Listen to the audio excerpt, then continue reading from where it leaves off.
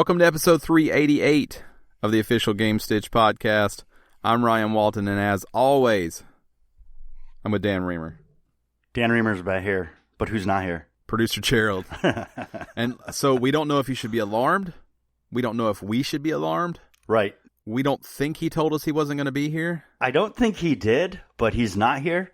He's gone. Now, the important thing to remember is Ryan would be useless if he did tell us that he wasn't going to be here, because Ryan can't remember what he said 3 seconds ago.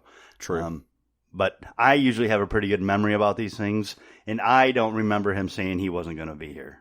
Right. So there's a chance he joins us midstream. There's a Could chance happen. we have to send a search party out after the show.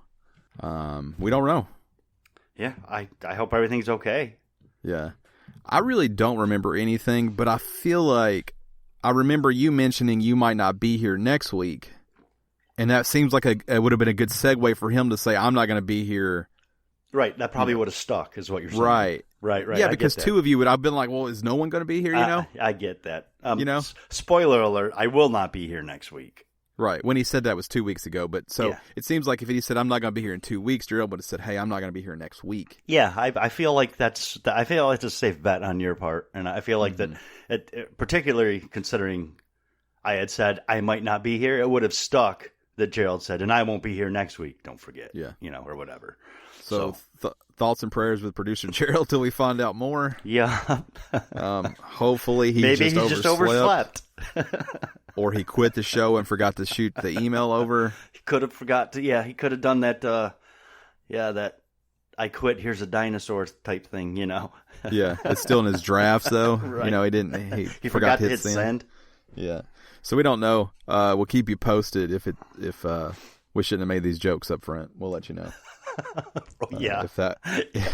We'll apologize if that was the case. This could turn out to be in very poor taste.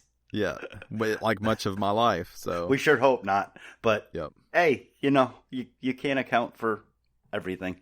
Yeah. If I just forgot, then just put that on the list of things I didn't remember, because that's a long ass list. Right. Yeah. I love when someone texts me or emails me and they're talking about something we said on the show. Uh-huh. I have no memory that the conversation even happened. Do you not? And I don't even know what I said, so I'm afraid to say too much because I don't even know what my opinion was when I said it. Okay. Yeah, that's not good. Because if I ask you your 5 favorite games ever now and in an hour, you might change your list, and especially the next day. It could change. 4 days later. It's very what's the word? Flexible. Yeah. So when someone asks me and even if it's not that, just even if it's a story we talk about, my opinion can change day to day. Mm-hmm. So when someone asks me about something, I don't even remember talking about it. I have to really think. Sometimes I've gone back and actually listened to the part I was looking for. And I have to skip all around like a psychopath because I don't remember the conversation or when we might have even talked about it. See, I think you and I are different in the opinion thing. My opinions usually stick until I get proof of a reason to change my mind on that. Yeah, it's kind of that way, but sometimes I think especially with the way that this show works. So we record on Sunday, and sometimes, I try to pull the news throughout the week. Sometimes I'm grabbing stories Saturday night, and I just haven't had the right amount of time to process it yet. Right. So I think sometimes I speak out of turn. Just I haven't had enough time for me to really think about it. So you don't have enough. You didn't process the information to make the educated. Yeah, I read opinion. One or two articles. Right. Ran up. The first instinct, I guess. Yeah, that's what it is. It's going off my gut, I think. but. Right. Yeah, but sometimes 2 or 3 days to reflect back, you're like, I don't know if I'm that hard stanced on it. Yeah. That's why it's always nice, like when a lot of times when we're doing the podcast, like last week when we were talking about the PS5, we had talked about it the night of the reveal. Yeah. And I completely shit on it. Yeah, you hated it that night, but then when we recorded, and we didn't even talk about this, but when we recorded, you weren't as harsh on it. I wasn't harsh. No, because I had time to process it. And, it occurs to me that over time, as I had time to think about it, and that's why I changed my, I don't like how it looks, but in 3 months, how it looks isn't going to matter. At all, right. And so that initial holy shit, that's a flaming pile of dog shit. And then, but it doesn't matter because it still plays all the games I want to play. So who cares if it's on fire or dog shit? Yeah. Yeah. So when I say change my opinion, I think maybe just get a little more educated on my opinion or let it sink. Yeah. Just sometimes things simmer and I just change. It's kind of like, I mean, like, are the looks of the PS5 the hill you're going to die on? Like, it doesn't matter. Exactly. Yeah. Right. So your initial shock of being like, cool, I didn't know they partnered with Netgear for the design. Yeah. It's like, whoa, that's not what I was expecting. Yeah. Once you get past that, you're like, it doesn't even matter. Shove it in a grapefruit as long as it's got 4K HDR. And that's exactly. Yeah. Right. I don't care if it looks like a fucking air fryer. Yeah. Yeah, I don't care if it actually is an air fryer. Right, as long as it does these things. Yeah, so I think a lot of times my opinion changes. I just want to say, that way. I will buy the shit out of an air fryer that plays video games, just so you people know that. So you're talking the PS5 air fryer edition? Yes, I will buy the shit out of that. I will spend $800 on that. See, now here's where that gets complicated. Where does it go? Well, what it is you buy it with the Sony licensed mini freezer. But where do you see? So it goes in your room, and the mini freezer is where you keep all the frozen stuff that you then put into the air fryer. See? But history would dictate that the air fryer goes in the kitchen and the PS5 goes in the media or living room. I understand that, but now we have the convergence. We can take that away. We don't need to label rooms anymore. Okay, so the rooms are all just fluid. Yes. The room is what you're doing in it. My air fryer, you get the Sony, the air fryer. They get the air fryer, PS5 air fryer edition. You can make it white and black with wings. That's fine. They already got that done, so that's easy enough. Add a basket to the back. Then they have to do, and if they're smart, they will do the PS5 edition mini fridge, which doesn't play games but looks like an Xbox Series X. And that design's ready to go too. And that's where you keep like the mozzarella sticks and the boneless chicken wings. And when you're hungry, when you're in the middle of a game, you just pop open an air fryer, boom, boom, 375, 8 to 10 minutes, boom. You got mozzarella sticks and your favorite video game all in one room. You can have it in the living room, in your study, in your game room, in your man cave, in your bedroom. It doesn't matter. It's all fluid. Now, what if this is the olive branch where Microsoft says we'll make the fridge and Sony says we'll make the air fryer, and this is what finally brings them together? I think you're going to run into issues there. The only reason being is because there's going to be an argument over what plays the games. And if the air fryer is playing the games, Microsoft's want to be involved with the air fryer and vice versa. What if we just put Game Pass on the air fryer? Win-win. That's a good compromise. Yeah. Yeah, I think so. Yeah, that's a good compromise. Worst conversation ever. I don't know. I feel like we sparked something. We sparked a revolution. Yeah, I can't wait for the Xbox dishwasher to come out so that I can wash my dishes and play my games all at once. Has a little screen in it. It's great. Yeah. I watched, while we're talking about ridiculous stuff, have you watched Upload? I'm on like episode 8. Everything on there is ridiculous like that, where it's like AT&T Panera or whatever. Like everything is like merged with stuff that doesn't make sense anymore. Yeah. Intel, Oscar Mayer. Yep. Yeah. That's the future I look forward to. Did you finish it? I did finish it. Did you like it? So everyone told me to watch it. Mm-hmm. I watched the first episode and did not like it at all. Okay. And by the end of it, I really enjoyed it. Okay. I'm having problems with it. It's silly. It is silly. The problem is I doubt, and it's no fault of the actors or anything, but I don't care about that love story. Yeah, and that's all it is. Right. I mean, they're great characters and everything, but they're just not resonating with me. Yeah. The problem is because she's kind of bland. And you're talking about the angel. Yes, and he's like, up until like the last episode I watched, he was pretty much an asshole about everything. Yeah. So he's not really likable. And I see that they're trying to make that arc where he's moving towards that to being more likable. But it's not good to have your character start out likable because you have to. I don't think he has the charisma to pull off an asshole like that and make you like him. Yeah, he's real douchey at first. The only thing that I am curious about that I will continue to watch it, like when I have a spare moment, is I want to know where that mystery is going. I'm not going to spoil it, but if you've seen it, you know what I'm talking about. Right. That's the answer I want. Yeah. Yeah, so does it come? I enjoy it. You need to tell me, does it come? Because if it doesn't come, I'm not watching the rest of the first season. You will know like 90% of that. Like, not necessarily maybe the why, but at least the who? Oh, you even know the why. You just don't know the outcome of okay. because the thing about that show is it's occurring in the past and in real time. Right. So, but you'll know the who and the why. Okay. I'll continue watching then. That's what I want to know. And I wasn't right at all. No? No. I had like a couple ideas I was kicking around and it wasn't that. And I was like, okay. It's not like so, like you're not going to be like, holy shit, but. Oh, it's not completely mind-blowing, but... No, it's not like, it's fucking Ted. And you're like, who's Ted? It wasn't like that, but... Yeah.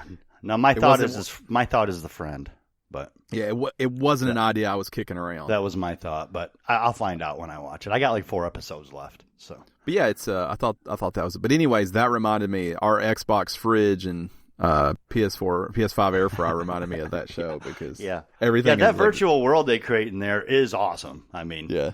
I love that it's a little bit jacked up. It's a little bit glitchy. Yeah, there's some glitches and stuff. Yeah. I think that's part of the charm for me is it kind of reminds me of a video game world. Well, yeah, it's supposed to. It's supposed to because they're not perfect either, and there's Right. something charming about it being a little bit jacked up. Yeah. So, I'm with you on that. It's just the check of story the and the phone. characters kind of. Yeah, I get it. Certain aspects of the story don't pull me in, and the characters don't pull me in. So, and anyone who's listened to this podcast for any amount of time know how important those things are to me. So, Quick check of the phone. No response from Gerald still. Oh no. Yep. So maybe he got uploaded. Oh. Yep. Ooh. That's not good. Yeah. It is or it isn't. Depends depends where he went and how you look at it. Well, I mean, if you consider you went into a dark place, dude. Well, if he's a Horizon family member, it's fine. Well, if you don't upload, you die. Yeah. I think one can electively upload. Yeah, I suppose so. Yeah. But Gerald doesn't strike me as the electively upload type. He's probably fine. Yeah, I'm sure. I'm sure he is too. We'll issue apologies if not. If necessary. We'll move on. Yeah. We only apologize when necessary. Happy Father's Day. We're recording on Father's Day. Yes. So happy Father's Day to my father and my stepfather. My father, my stepfather, my father-in-law. All of them. Yeah. So all the dads any fathers out there. Yeah. Any Papa Bears. Wow. Any we daddies. At the same time. Yeah. Any daddies out there? Not those daddies. Or those daddies. Everybody gets their day. I'm not here to judge. If you identify as a papa or a daddy or a father, I'm happy day. No, not those daddies. We're leaving those daddies out of Father's Day. That's a different kind of daddy. It's not what the day's made for. A lot of people would disagree. That's more like Prime Day. It's for those daddies. Yeah, they need a Daddy's Day. Do they? Maybe we could sponsor a Daddy's Day. It seems more plausible that we would sponsor Daddy's Day than Father's Day. Well, okay, I'll give you that. That's Hallmark. Reach out to us. I've got some ideas. That seems much more in our wheelhouse. Kicking around some ideas already for cards, so just get at me. Oh man! So I had a good week on the smart home front. Oh, you did have a good weekend. So, or week, I should say. Last week, I talked about that I found the the Philips Hue floodlights, they were on clearance for $13 at the Walmart I go to. So I'm like, you know what? I don't know much about these. We talked about it a little bit last week. I did a little bit of research. I was like, yeah, that might work, that might not. I don't know. Regular bulbs I've had some semi problems with in my floodlights outside. I'm like, well, you know what I'm going to do? I'm going to buy 2 of them. And I'll try them out and see how it works. $13, that's not a bad deal. $28 for 2. So I go up to the self-scan, because that's how I roll in Walmart. And rub it over the scan, and it does that beep thing where it like unleashes the beast or whatever. Yeah. So it doesn't buzz off, and when you go to leave, say, hey, you're stealing stuff. Yeah. And it rings up at $5. I was like, that's not right. Put it in my cart, because fuck it. Not my fault. Yeah, I'm not the U-scan police. Right. I'm not the self-checkout cops. Yeah, so I grabbed the other one, and I checked the sticker, because I didn't look at all the stickers. I looked at one sticker, and it's at $13, so I assume they all were $13. So I look at it, and it says $13. I'm like, okay, well, beep, $5. I'm like, well, shit. That's a pretty good deal. I'm like, well, I don't want to, go out to the car and go back and blah, blah, blah. So put everything in my car. Came home. Next day, I'm like, you know what? I'm going to stop at Walmart, see if those other 2 lights are there, see what they do. So I go up there, run through the whole thing. They all ring up at $5. And I'm like, well, fuck it. So I ended up getting 4 Philips Hue floodlights for $20. I'm amazed by your self-control, because I would have took them to the car and went straight back in. I mean, just right back in. Well, the it was store. after work. I was ready to get home. And I mean, to be fair, all 4 of them had been sitting there for a week. Oh, yeah, but the second that you realize they're $5, someone else will come in and buy them. Well, what I was afraid would happen was I'd get up there and the other ones would ring up at 13. And I'd be like, well, fuck, I don't want them at 13 now. Fuck. Well, see, I could see that thought, but when you did 2 of them at 5, I'm confident they're all 5. I was too, but I'm a lot more cynical than you are. It would have been a real bitch to walk in and them not be $5. You're like, well, motherfucker. Right. But I had to stop on the way home again anyway, so I was like, fuck it. I went in there and I grabbed them, and I'm like, and if, I'll just get them for 13 if they're 13. I mean, because it's still a good deal. Right. But no, they all rang up at $5. So I was like, sweet. Sweet deal. Now, I didn't have a successful week, but I made a contact who buys pallets, return pallets, kind of like what the Give Me a 5 store I go to sells. Mm-hmm. They sell everything off the pallets in bins. So I made a contact with someone who buys the pallets directly from Amazon's return warehouse. Yes. And they informed me that they have a ton of smart home stuff, so they're going to start sending me some pictures of stuff that I might be interested in. On the cheap, so you might need to send me some pictures too. Yeah. So we can do that thing where I tell you I want it and you give it to Gerald. Yeah. Well, I'll have to do this one because they are in Vegas. How'd you make this contact? Through work, actually. So didn't know they were a reseller. Had a conversation, learned that they are, and they don't mess with the smart home stuff really. So bunch of storage units, some trailers full of stuff, and that's not predominantly the focus of the sales. So, and I made it clear, hey, like I'm not trying to pay retail. Like if that's the case, I'll just buy it new. Right. Like no, I wouldn't expect retail, and I was like, cool. So yeah, I'll keep you posted. You might need to keep me posted on that, and I can do it through you. I can wait a year and a half and keep reminding you till I finally get it. That's fine. I mean, I sent out that Philips Hue thing pretty quickly. You did. Yeah. So I was excited about you getting into the smart home stuff. Now, I think last week I don't remember anything. I don't know if you talked about the Philips Hue stuff before the show or after the show or on the show. It was on the show. Okay, and I don't remember if I talked about the Brilliant Switch on the show. You talked about it on the show. Okay, so I'm out on that thing. Oh, why? What happened? So, I watched a billion videos and read all kinds of stuff, and everything seemed too good to be true. So I went to their... Okay, go ahead. No, continue. I went to their FAQ section. Okay. And I found in there a quick little blurb that was written basically that said if you didn't set it up before this date, your Nest camera feeds will not work. Oh. Per a lapse in agreement with... So... If you use Google, they transferred from Nest to Google Home. Mm-hmm. When they did that, they basically quit letting it work with everything that it already had worked with. So if you've updated from Nest to Google Home, then it will no longer work for that function. So you could still... the other way, isn't it from Google Home to Nest? No, it's... No, when they bought Nest. No, got it. Yep. So about... They 3 or 4 Nest, months ago, Google, they forced everybody. They basically said we're going to quit updating Nest. Yeah. It is still Nest, but now you go through your Google account. Yes, it's Google Nest, I think. Yes, you go through your Google account now instead of your Nest account.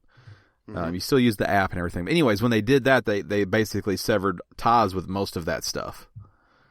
Okay. And this thing goes on to say that they're trying to work on it, but obviously there's an issue with the data that Google wants, which is what everybody says. Blah, blah, blah. Long story short, it doesn't fucking work with my cameras, which is 90% of the reason I would want it. Right. Because it works as a badass intercom system. So you're out. I'm out right now. That's fair. By all other accounts, it works exactly like it's supposed to, and it's incredible.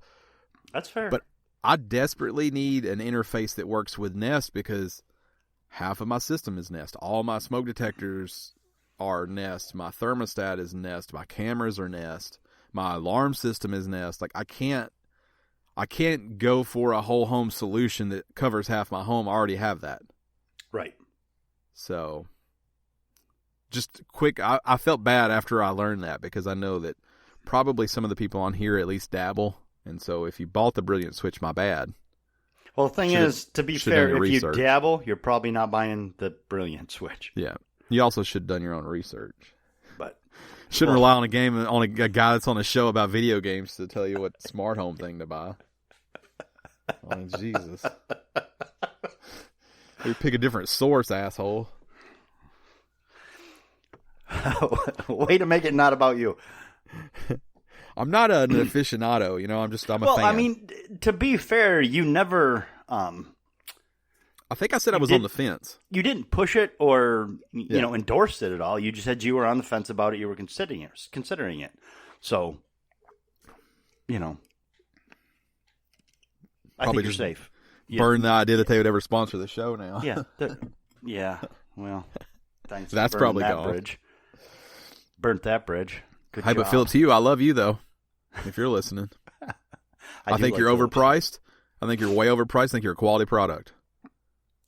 Yeah, I agree 100%. Yep. Overpriced, but you work well. Yep. I tell everybody, I think Nest have the best cameras, way too expensive. Shouldn't buy them. Same thing. Philips Hue, way too expensive. Shouldn't buy it. It's the best, though. Unless you find some of the fucking deals I do. Unless you find sweet $5 mispriced lights. I'm telling you what.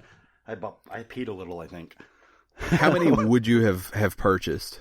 I would have purchased another 2. So you've been willing to do 6. Yeah, I have 6 floodlights outside. Oh, you could have used all 6. I could have used all 6. You wouldn't have bought any backups? I would not have, no. I have 2. No, I mean, 4. Once I found out they were $5. Yeah. Oh yeah, I would have bought $60 worth. Right.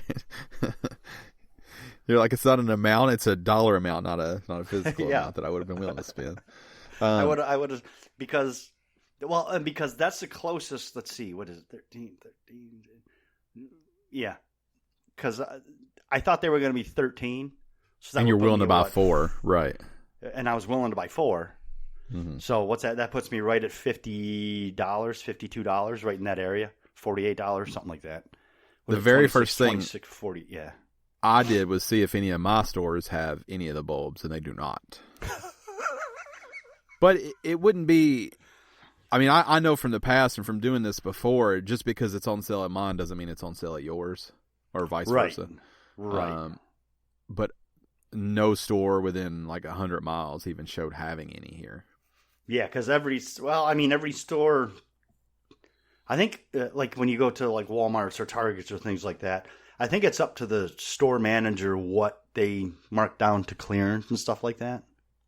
So, but here's what I don't understand is they have the the Samsung Galaxy Dual Pad.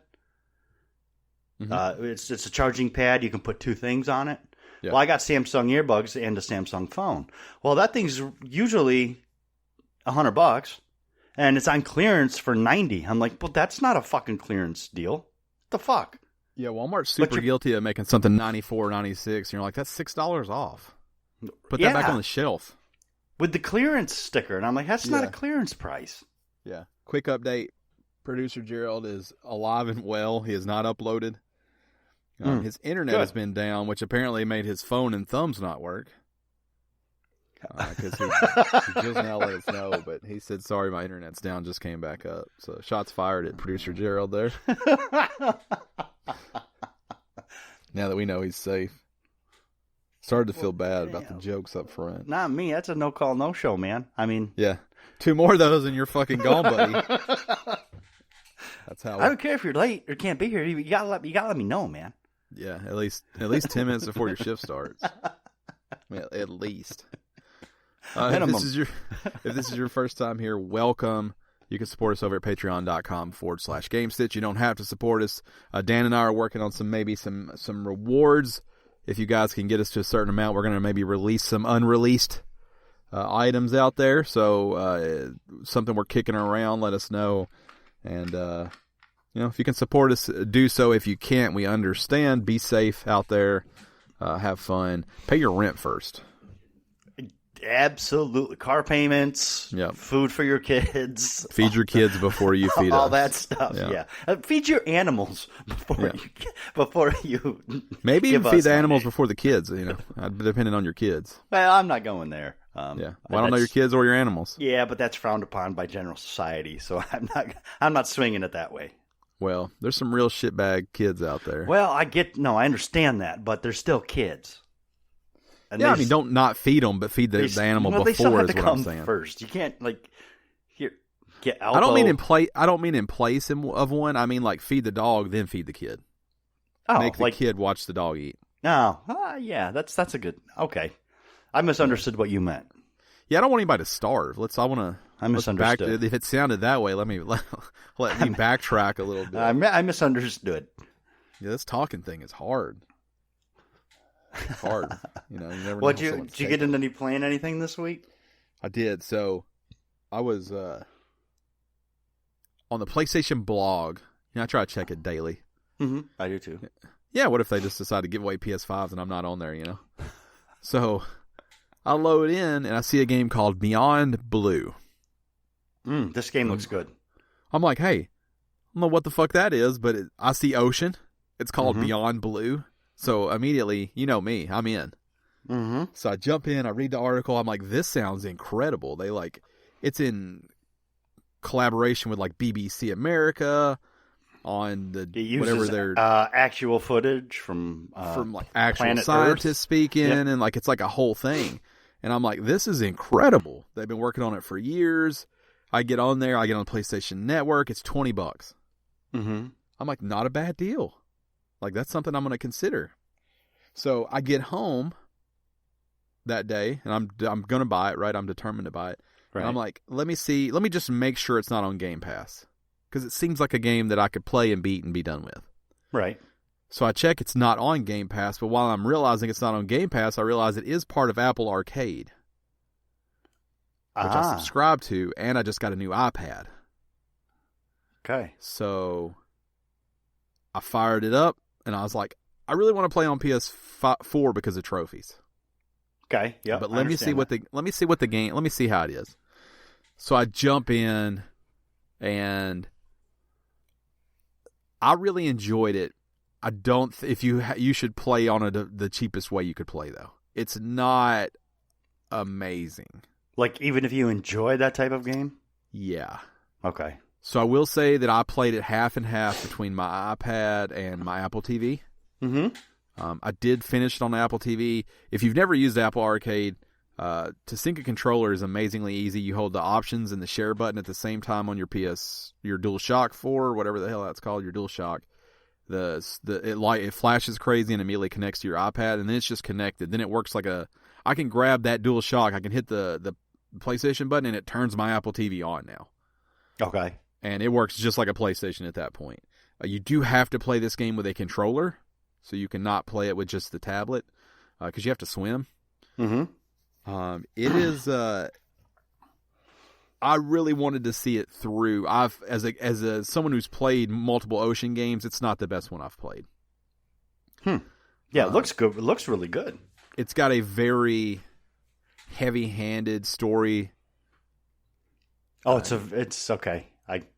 Yeah. I think I get what you're saying.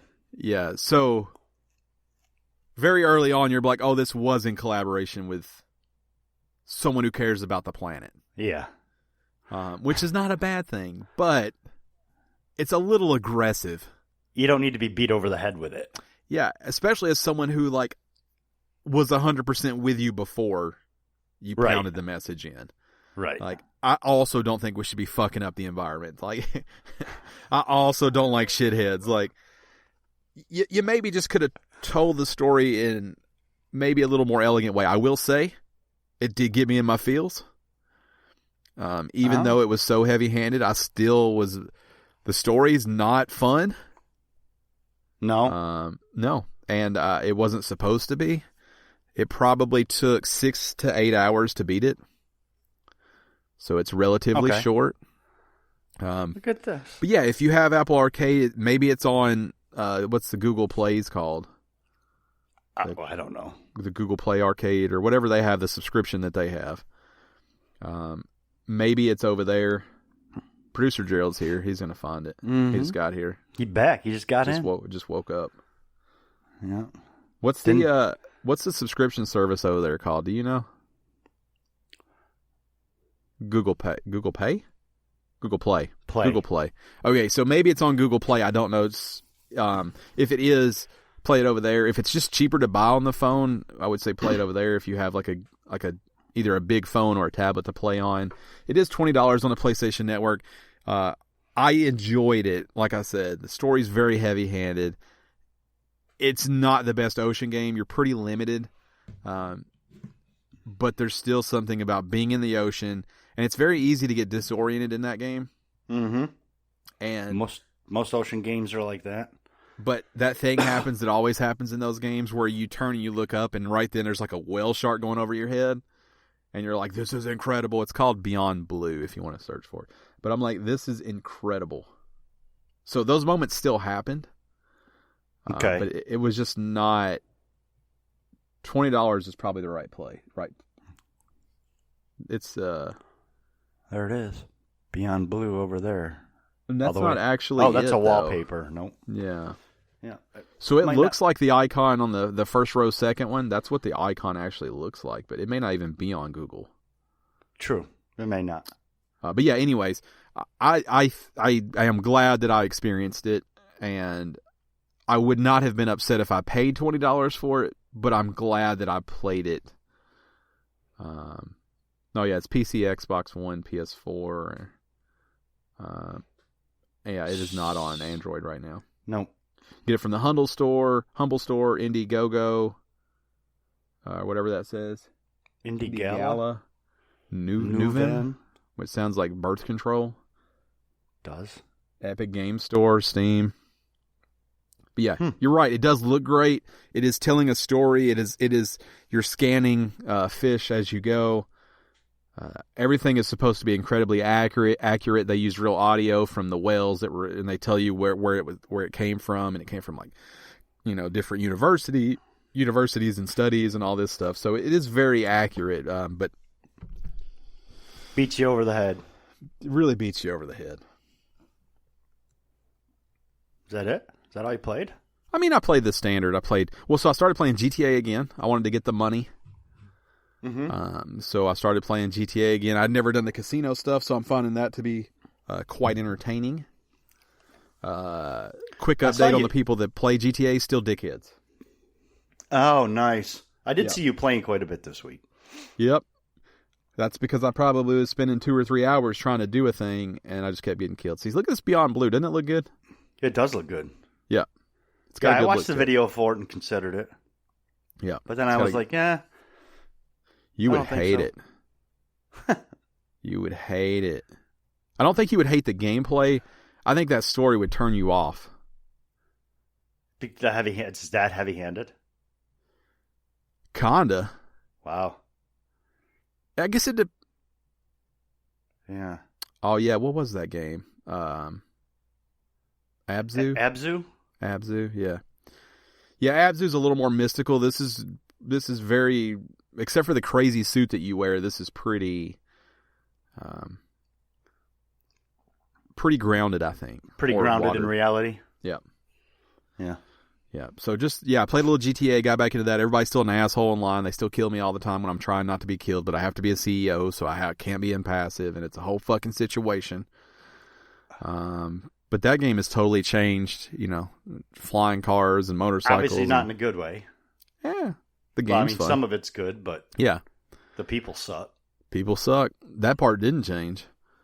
That's right. It's all the same. And then played some Rocket League, played some Wreckfest.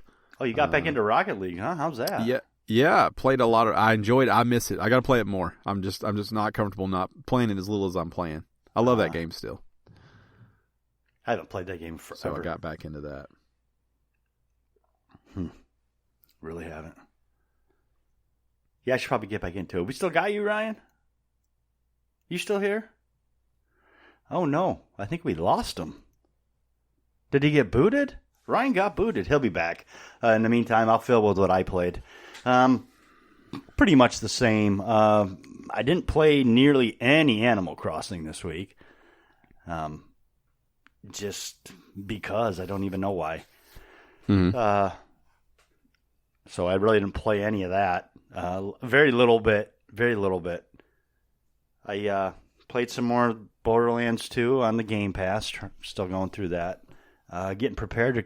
Borderlands 3 is coming out with some new DLC, so I'm getting ready to get into that. I'll be picking that up eventually. And the reason I say eventually is because I did purchase The Last of Us 2. Before you start, you played that on PlayStation Now. Oh, yeah, what'd I say? Game Pass. Oh, shit. Yeah, no, that's PlayStation I didn't want everybody Now. to be confused. Yeah. No, it's on PlayStation Now on the PlayStation. That's where I'm playing Borderlands 2. That's correct. Yeah. That's it. Bounty of Blood, the DLC is coming out. It's going to have a Western vibe to it, so I'm excited about that. Like I said, I probably won't purchase that as soon as it comes out because right now I picked up Last of Us 2 and I'm playing through that. So giving that a start. Very early in it. You have to be I think you have to be a special kind of person to play this game. I'm not super far into it, but this game is brutal. That seems to be the word of choice for anyone trying to talk about this game. Yeah, this game is brutal. No matter what happens, you feel like you're a garbage person. Yeah. Playing through this. Even though it's for the right reasons. You understand the reasoning behind it. You feel like you are a piece of trash. And you don't deserve to walk the earth. I don't say this about very many games, but this is a game that I actually have to, when I'm playing it, I have to take a break from it. I have to stop playing it to get back into real life to be like, okay, yeah, I'm not a shitbag. Yeah, apparently that's pretty common too. I'm all right.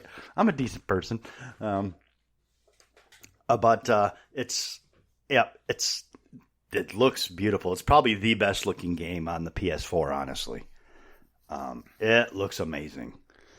Yeah, it's weird. Every time someone talks about that game, they're like, it's so brutal and so like discouraging. Yeah, but not at fault. Like it's supposed to be that way. Yeah, it's not discouraging. It's almost, I guess, hopeless. Yeah. Is probably a good word. It makes you feel hopeless. But there's nothing that happens in the game that doesn't feel like this is how it would really play out if this were to happen, you know? And that's part of the discouragement. That's part of why you have to take the break and get away, because you feel like that if this sort of scenario were to happen in the real world, it would go down like this. This is how people would treat each other. Yeah, what's great about this is, relatively speaking, I think everyone said, hey, we don't need another Last of Us. Like, you wrapped it up. Mm-hmm. And a lot of people had no idea where they would go from here. And I feel like no one expected it to just be miserable. Yeah, I don't think they did either. I haven't gotten far enough in. I'm sure there's going to be like those small glimpses of hope. I'm not so sure. Maybe. I feel like there's going to be. But I think what's important is, and I didn't really think about it about the first game until I started playing this game a little bit. There was some moments of beauty and, some moments of hope in the first Last of Us. And like I said, I think you'll see them in Last of Us 2. But those glimpses of hope you got, they were never glimpses of hope for humanity. They were glimpses of hope for the world, for nature. I.e., spoiler alert, if you haven't played the game, turn it off now. In the first Last of Us, there's the moment with the giraffes. Yep. That's a beautiful moment. Yeah, very popular moment. But that's a moment about the earth and nature. There is no of those hope scenarios for humanity itself, for mankind. So I think that's an important distinction to make. That in the Last of Us games, regardless of who you play as, regardless of who you sympathize with, you're the bad guy. You're always the bad guy. Humanity is the bad guy. What I think is so smart, though, is that everyone was like, how do they follow this up? It'll never be as good. And this came out, and everybody no one's thinking about it being the follow-up. Everybody's like, this is fucking crazy. Yeah. Yeah. I think it's weird because you think back to 5-10 years ago, everyone came on the E3 stage and said, we want to make you feel, we want to make you cry. Right. And I think to certain points people have achieved that, but I don't think anyone's made anyone feel like brutality the way that this game, like universally. Yeah, no, I don't think so either. I don't ever played this game. I know you said one of your concerns was, the torture porn aspect of it. Murder porn, yep. Murder porn. I haven't heard any of that. I don't think it is that. It's apparently way sadder than that. But the way it makes you feel, yeah, almost feels like it should be that. Yeah. Well, I heard someone say they had to take a shower after they played one time. Well, I didn't have to take a shower, but that's crazy to me. I can see that though. You needed a break from your break, right? Like a break from real life. But yeah, you need a break from that. I mean, this is not a game. I can tell you right now, I don't care who you are, because I am not one of the most empathetic people. I don't have super feelings about a lot of things, but this game, you're not going to sit down and plow through. You're going to be playing this game in increments because you have to, or it will affect you in a way that you don't want to be affected. I'm way more intrigued by this than the first one. Yeah. Well, and I'll tell you what, the Naughty Dog has done an amazing thing with this game. This game has newborn mode, it has baby mode, it has toddler mode, it has 5-year-old mode. All the difficulties, all that stuff can work on a slider. Oh, good. So that's also encouraging to me. So, and that's what I've got. I've got everything maxed out to, man, like I just came out of the womb. Right. Like I barely can hold the controller. Like my coordination is barely good enough for that.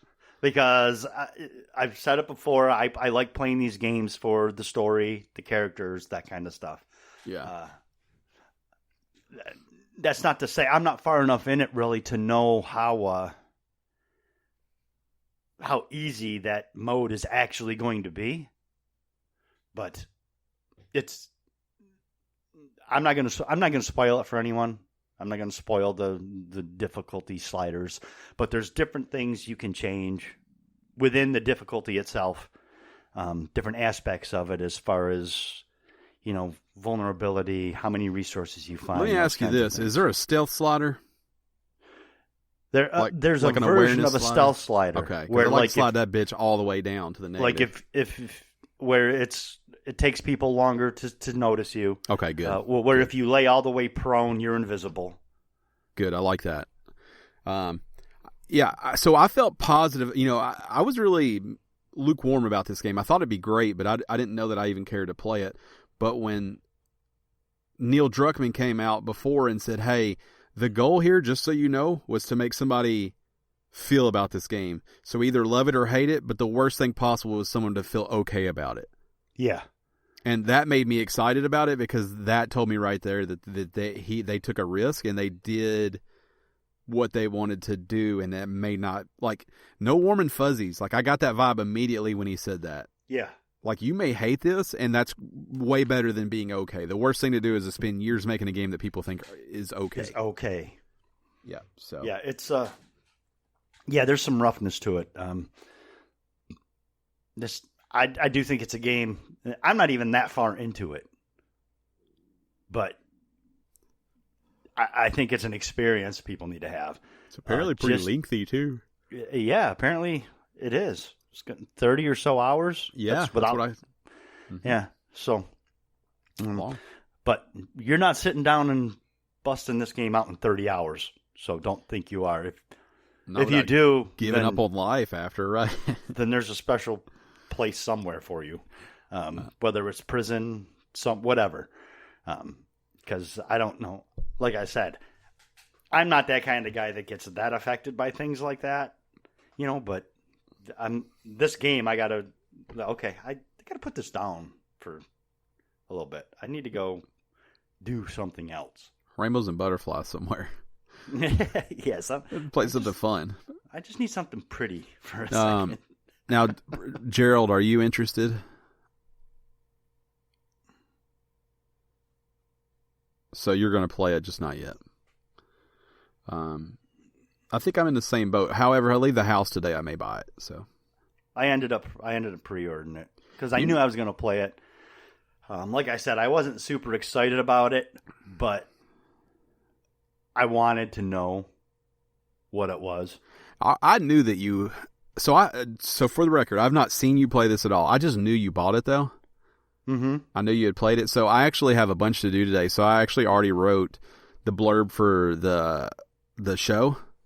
Oh, you did? So as soon as I edit, I can just pop it up. And I called the episode Dan Part 2. I just already knew you had played it. I just knew it. We haven't talked about it. I just filled in my balls that you had played this game. Yeah. And that you would have a lot to say about it. So I called it Dan Part 2. Yeah. Which I think is a great name. It is a great name. And I had that feeling. And I actually thought that you talking about it would maybe make me not want to play it, but it makes me want to play it even more because I know... You know me, and it amazes you how affected I am by it. Yeah, because everyone has said, hey, this game's kind of tough. Not hard, but hard to sit through. To fathom, yeah. And I didn't expect, I figured you'd be like, it's crazy awesome. I just didn't think you'd have any kind of emotional reaction to it at all. Right. Like my dark, cold heart wouldn't be affected in the same way as all those normal people.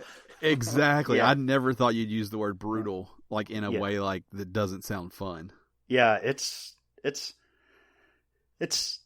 there are you'll feel it. Some games when you play them, you feel like you're just kind of just trogging through it, just to finish it, just to play it because you don't have anything else to do. This game you feel it for a different reason, that you're trogging through it and you're like, oh my God, I got to stop. Right. I got to stop. I need a break. So, yeah. I am, in quotations, looking forward to continuing through this story.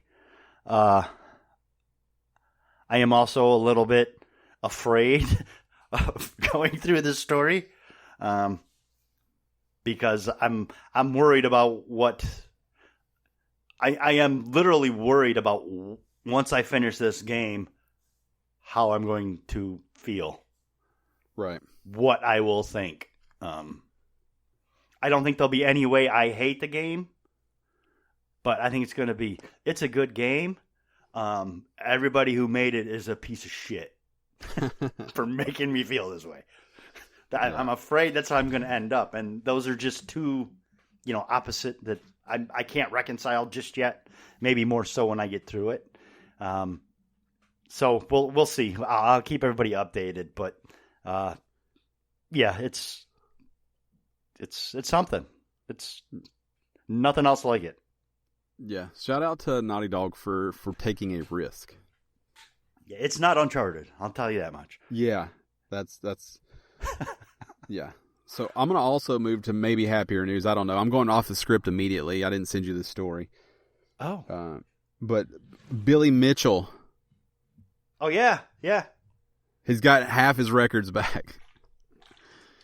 So Guinness Records have come out and they have reinstated Billy's records. Twin Galaxies still have not. Right.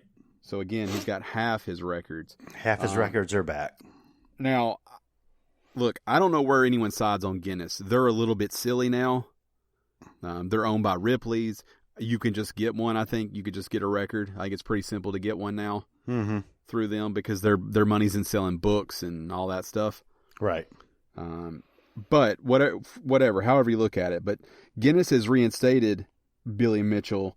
And according to Guinness World Records editor-in-chief Craig Glenday, Guinness reviewed existing evidence, newly sourced eyewitness testimony, new expert gameplay analysis, and hardware verification.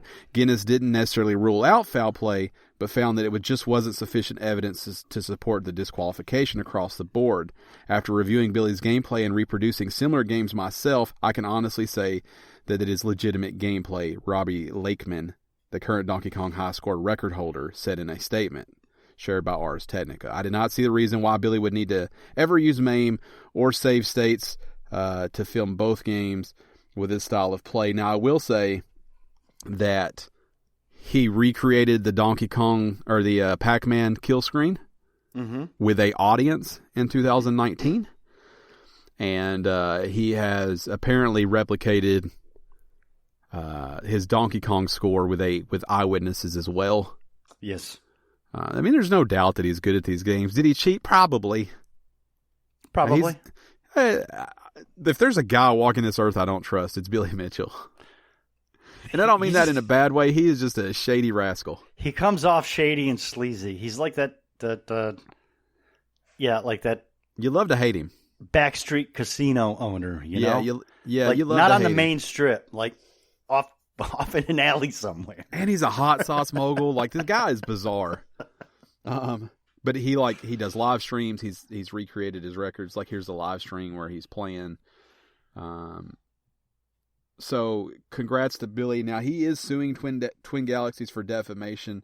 That is scheduled to start on July 6th for that hearing. So I don't know, but congrats to Billy. I wanted to add that because I know we had covered the drama. We have, yeah. We did cover the drama. But, yeah, congrats to him. I mean... Right, I guess, yeah. Yeah, it's important to him, and he's accomplished it. So that there you hair. go. That hair. Hair's important in the world. Straight out of 88, man. Man, look how gross... So we're watching a live stream. Like, somebody couldn't wipe the glass off on the machine, the cabinet? Are you sure that's not just the glare? No, look at the bottom. Look at the bottom. Those are smudges. Oh, yeah. Yeah. There is a glare. But it looks like they used Dan's air fryer. It's all fingered. I see it. It looked like they used Dan's air fryer and ate those wings and then played this with their hands. Yeah, that's what I'm talking about. Yeah. Let's jump on to the actual stories. We'll go kind of quick here. We don't run too long. Cyberpunk 2077 delayed again. Yeah, just for fine-tuning, not because it's not done. They said it is complete, but they're just fine-tuning and working out some more bugs and glitches. I think a lot of this has to do with the fact that PS5 is actually going to be getting Cyberpunk 2, and it is going to be upgraded. So I'm assuming that's probably what they're working on, and they're going to release those pretty close to each other, if not day and date. So it's coming out November 19th, the heavily rumored PlayStation 5 release date. But the oddity here it would be that, by all accounts, Cyberpunk seems to be aligned with Xbox. Mm-hmm. They have a special edition Xbox. They did the Keanu thing on Xbox Stage. So a lot of people are saying this is the PS5 launch date, and they have pushed it so that they can be on PS5 and blah blah blah. I don't know whether they'll be ready that soon with the PS5 and Xbox Series X, versions. That's not something you could have decided a week ago. They can't just check the PS5 box and have it ready. Right. But a lot of speculation, and they've shifted for that. I would say that there's probably a lot involved in this decision. The world is in a little bit of a strange place right now, and logistics are definitely not as easy as they were when they decided on that September date. That's true. So November 19th, it is only slated at this point for Xbox One, PS4, and PC. Though I think you're crazy if you don't think you'll see it on PS5 and Series X. Oh, yeah, me too. Along these same routes, EA did their EA Play this week. And, yeah, they did. They announced Skate 4. That was their big announcement of the Skate Play, or of the EA Play, was Skate 4 is coming. I wondered how much EA wanted to make Skate 4 and how much they just wanted everybody to shut up. Yeah. I mean, this does nothing for me. It does nothing for me either, but everybody's been talking about Skate 4, plus Tony Hawk's coming out with a remaster, so I can honestly say I don't know that I've ever seen a bigger outcry for any game ever than Skate 4. And I don't know why people care. Yeah, I don't either. I don't have... Yeah, I don't know. It's become like a running joke of the internet to just badger EA about making Skate. Right. And they actually said, let's see who said this. Cuz Perry. Is that his name? Yeah. Creative director. Yeah.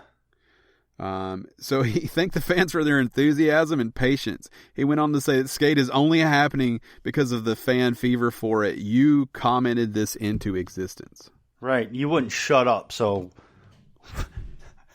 we're shutting you up now. Bizarre. Weird.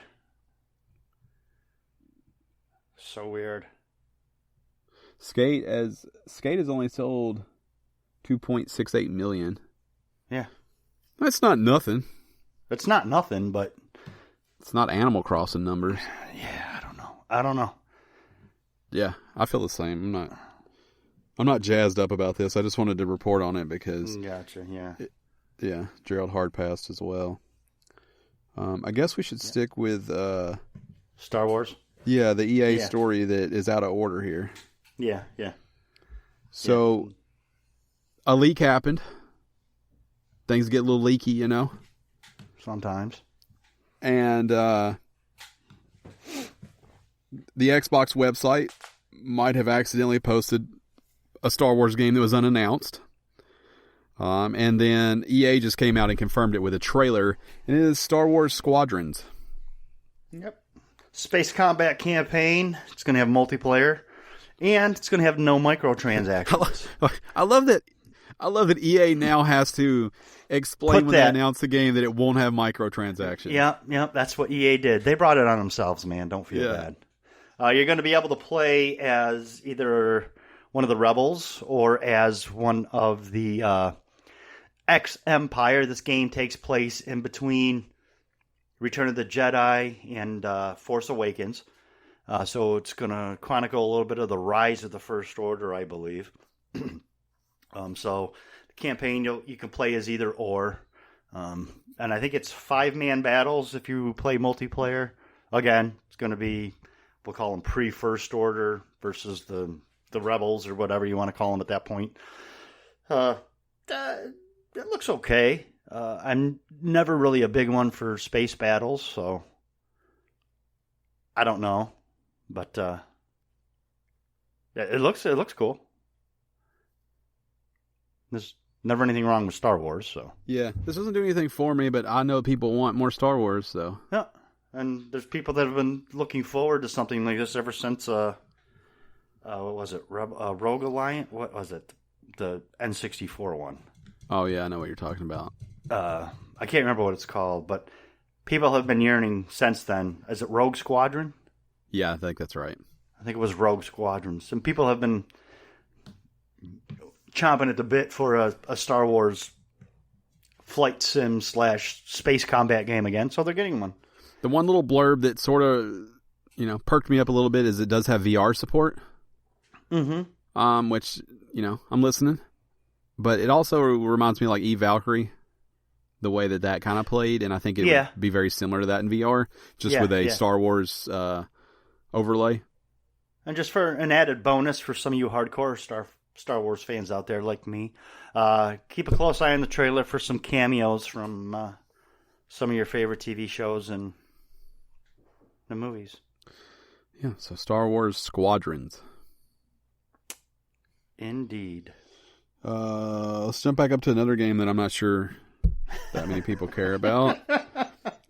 Crash Bandicoot 4, It's About Time, has leaked thanks to the Taiwanese rating board. Following a tease that dated back to November 2019, Crash Bandicoot 4 has now been officially leaked thanks to the Taiwan Digital Game Rating Committee. Mm-hmm. The listing states the game is being developed for PS4 and Xbox One with an Xbox Series X compatibility, which I think is odd. I guess that's through smart delivery, not necessarily an Xbox Series X version. Right.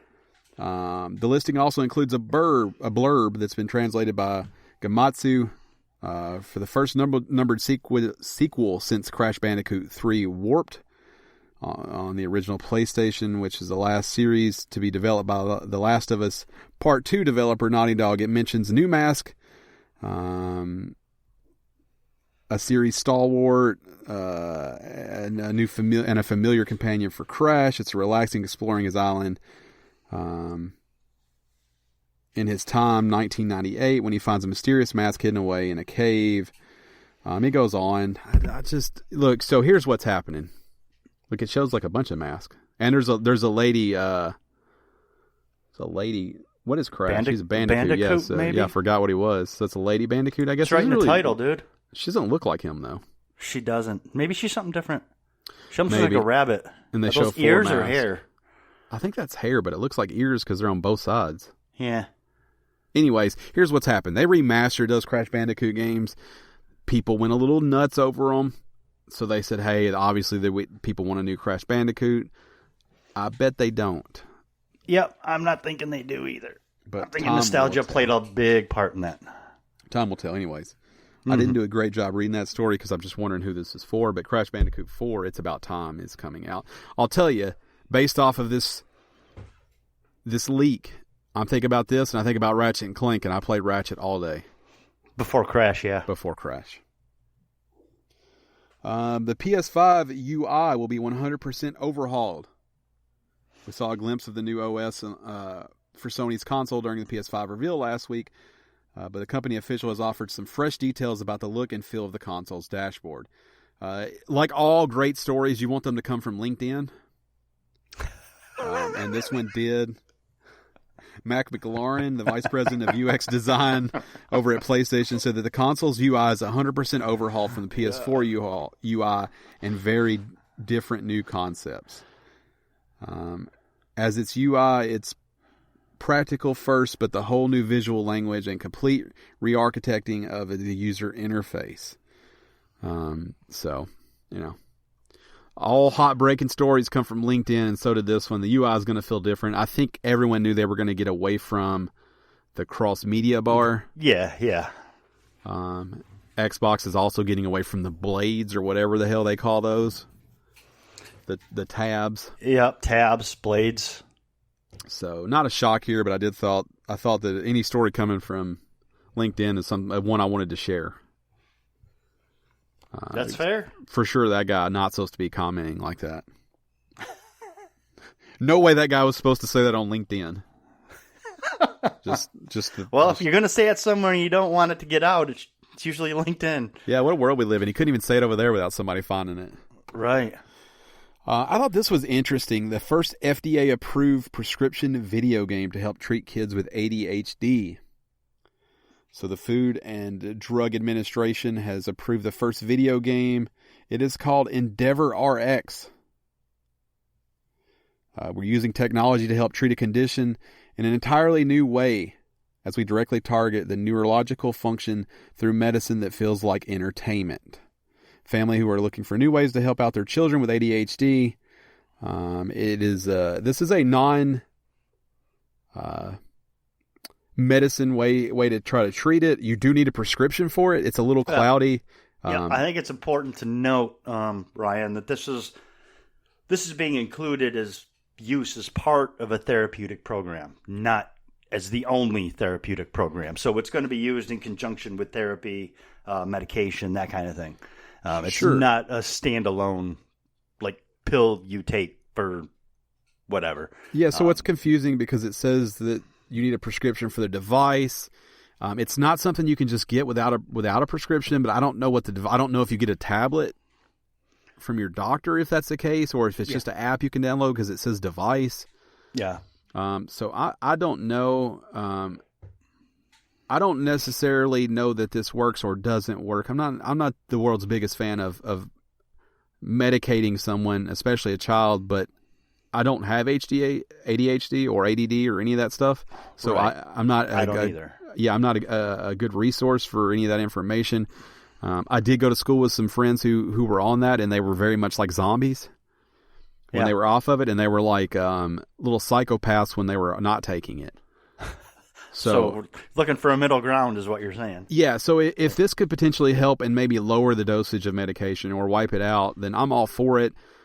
They play in 30-minute clusters 5 days a week, and it is designed to, like I said earlier, stimulate that part of their brain while also, engaging them as a fun game, right? They're not doing something different. I like the idea of I don't have to be different than my friends and take medicine. Maybe I can just play games just like them. Right. So I like the idea of it, but I was more interested in the avenues that maybe this opens. Yeah, if you see success with this, excuse me. Or success. Or success. Sexist. Sexist. Or sexist. If they see some success with this, you may see more of these types of programs coming around, hopefully to eventually take the place of medicine and be the middle ground you were talking about earlier. It's interesting that the FDA, somebody was either convincing enough or the product itself was convincing enough that the FDA was like, let's see. Let's try this. Which, I don't know. Maybe it works like you just pay them enough money and if it's not harmful, they approve it. I don't know. I've never submitted any ideas. This show, you may find it's hard to believe, is not FDA approved. It's not FDA disapproved either, though. No, it's not. They don't even know it exists. So there's that. But yeah, if that's something that obviously impacts you or your family, Endeavor RX, maybe something to ask your child's physician about. Yeah. And so, big news this week from Google. They cut the price of Stadia, the starter kit, to $100 from $130. Yeah, so they changed the way that their Premier starter package works. It was $130. It included a 3-month trial of their Stadia Pro. It is now $99 and does not include that trial, which I think is a smarter way to do it. Yeah, I did too. I think $100 is pretty reasonable because you're getting... I think it knocks it back down to that price point I originally talked about it needed to be at. You're getting the controller and the Chromecast Ultra for that price. Mm-hmm. And you obviously can't buy those two things together for anywhere around that price. Right. Because I think the Chromecast Ultra is like $60 or $70 and the controller is also the same. So, yep. That Wasabi controller is still gangster. Yeah, I know you still like that. Still super good. I wondered, you keep saying you're going to wait for it to work with your Chromecast. Does this do anything for you? Nope. At the 100? Nope. Yeah. I don't know if I ever commented. So I had originally said that your games go away that you don't claim, or that you claim. Right. They don't. But I have noticed that when I go to my Stadia Pro games, I don't see all my games. So I listen to a different show, and I don't know if I may have already corrected this, but I listened to a different show. They said they went away. I noticed mine weren't all there, so I made the comment on here that they all go away. But that's not true. So I don't see them in my Stadia Pro section anymore, some of them. But if I just search for all games, I do see them, and they still show claimed, and I can still play them. Okay. So it may just be a sorting issue, because the one that stood out the most was Farming Simulator. No longer shows up under my Stadia Pro games. But you do still have it. But I do still have access to it. So yeah. No, and part of the problem for me is I just don't think that for me, and this is for me, the library is not there for me yet. Yeah. Yeah, I get it. I mean, everything they've got is a bunch of games that I've already played on PS4. This may change as we see.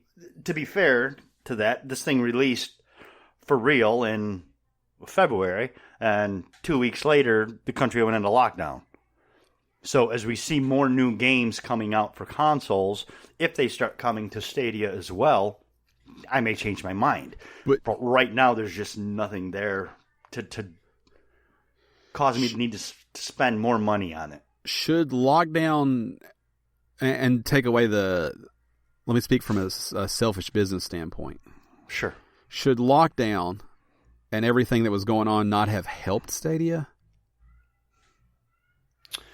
In a way that because you don't need anything for it. To be clear, you can grab your PC right now, you can grab a PS4 controller, and you can play Stadia.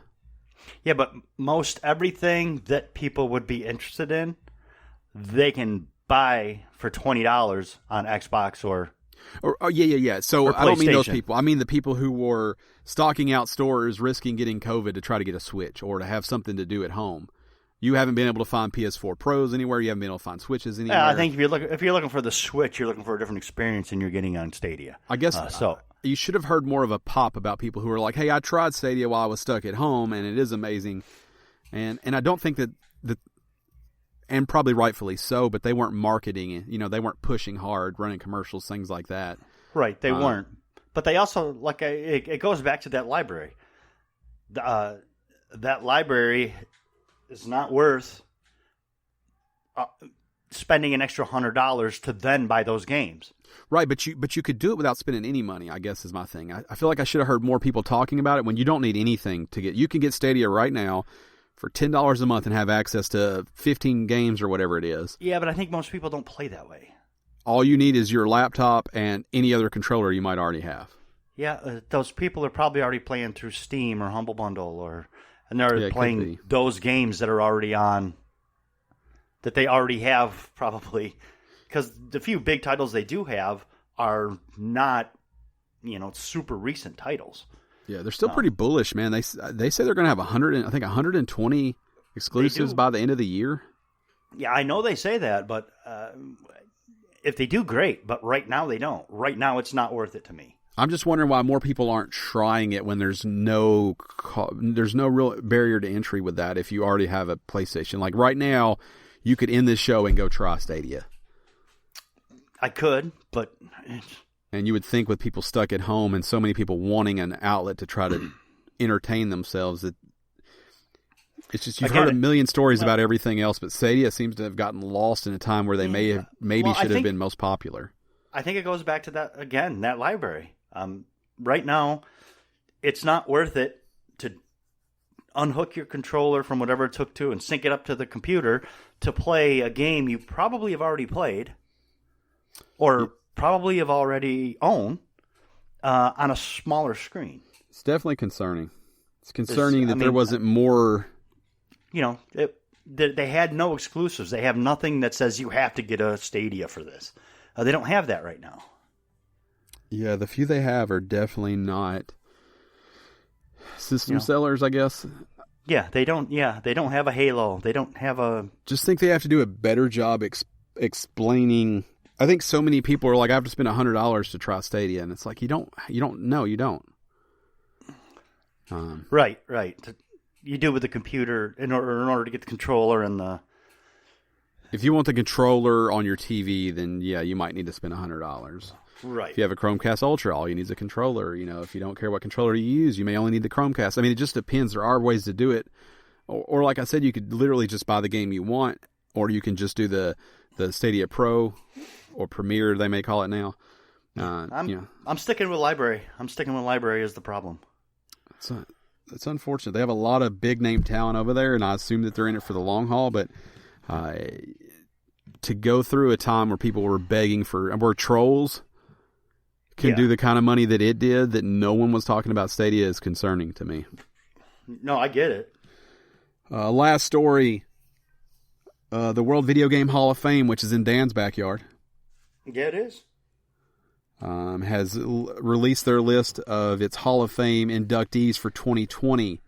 The Strong Museum, National Museum of Play, released their finalists, and they chose from those finalists. Those finalists were Bejeweled, Centipede, Frogger, GoldenEye, 007, Guitar Hero, King's Quest, Minecraft, NBA Jam, the Nokia Snake game, which I thought was a strong contender, Super Smash Bros. Melee, Uncharted 2 Among Thieves, and Where in the World is Carmen Sandiego. Those were the finalists. And the winners. They picked their 4 inductees for 2020. Yep. The first game was Bejeweled. It was praised for popularizing the match 3 mechanic. Next up was Centipede. It was noted as being one of the most commercially successful titles of the arcade's golden age. From that same time period, King's Quest made the cut. It's considered a landmark title for narrative and storytelling in games. And the final edition was Minecraft for the fact that it's like Minecraft. It's fucking huge. It took over the world, I don't hate this list, but I got to tell you, I would have loved to see them pull King's Quest out and put the Nokia Snake. Just because I'm afraid. So when I read that list, Frogger, it'll get in.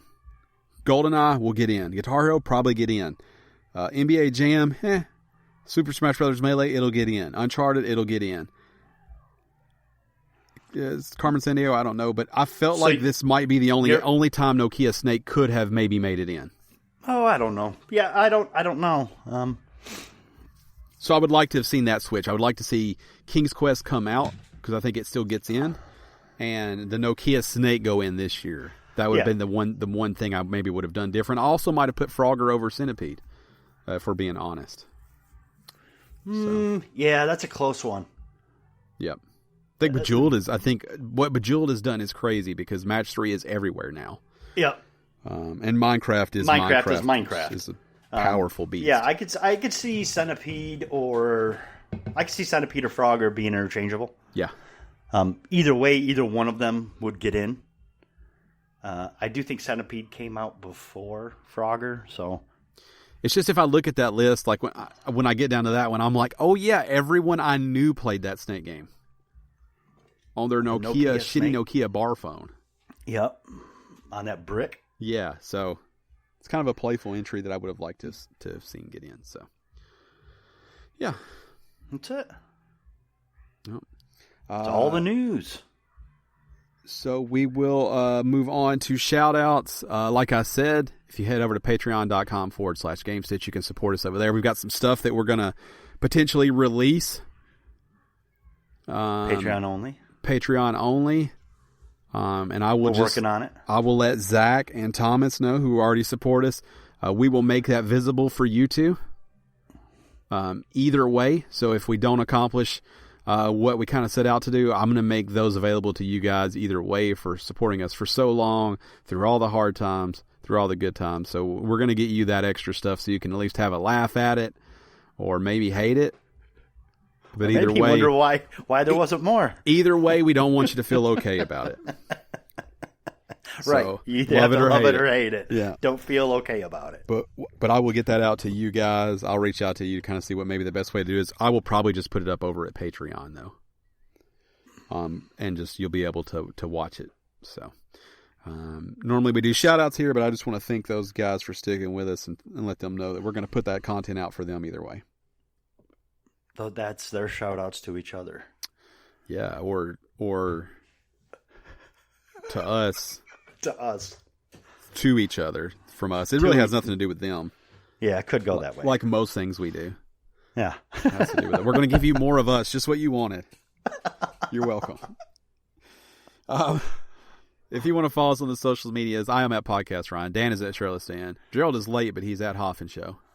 Yeah. So listen, I want to, because you may not listen or you may listen, so we should be up front. We made a lot of jokes about why you might not have been here. Then we got concerned maybe something was wrong when you didn't get on, and then we wanted to take some of the jokes maybe back. And by we he means him. He mostly me, because he's the one who made the tasteless jokes. They weren't tasteless. They were good. They were. The upload one was good. The upload one was good. I thought you uploaded. Which only makes sense if you watch that show. Right. I did question the no call, no show, because 2 more and you're done. Yeah. Yeah, because you said your internet was down, but I didn't think that affected your cell reception. Affected your cell reception and your thumbs. So now he's saying AT&T and the internet was down. Now everything was down. Story's getting a little thick now. Yeah. The show's better with you, so we're glad you made it back for the end. You got there in time to remind me it's called Google Play, which is something that seems like I could have remembered, but I didn't. So yeah, thank you to everybody. Thank you, Dan. Thank you, Gerald. Thank you, Naughty Dog, for making it hard for people to sleep at night. Or live with themselves. Right. Or question if they're a good person or not. And we will be back next week. Same time, same place. Be safe out there. Be good to each other. And good night. Good night.